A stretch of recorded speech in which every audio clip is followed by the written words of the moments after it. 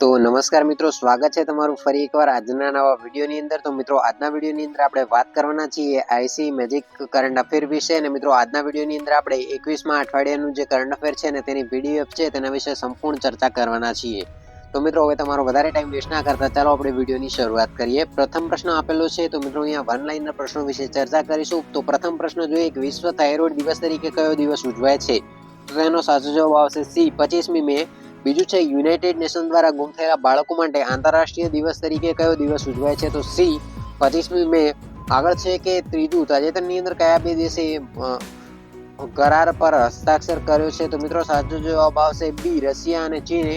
ચોથું છે કે તાજેતરની અંદર કયા એક્સપ્રેસ વે 100 કલાકની અંદર 100 કિમી રોડનું નિર્માણ કરીને નોંધપાત્ર સિદ્ધિ નોંધાવી છે?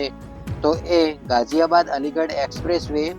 આગળ પાંચમું છે કે તાજેતરની અંદર કેન્દ્ર સરકારના નવા કાયદા મંત્રી તરીકે કોની નિમણૂક કરવામાં આવી છે? તો ડી, અર્જુન રામ મેઘવાલ।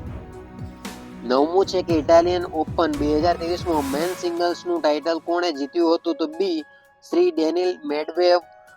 સાતમું છે કે ઇટાલિયન ઓપન 2023માં વિમેન સિંગલ્સનું ટાઇટલ કોણે જીત્યું હતું? તો એ સુશ્રી એલેના રૈબચિયાની।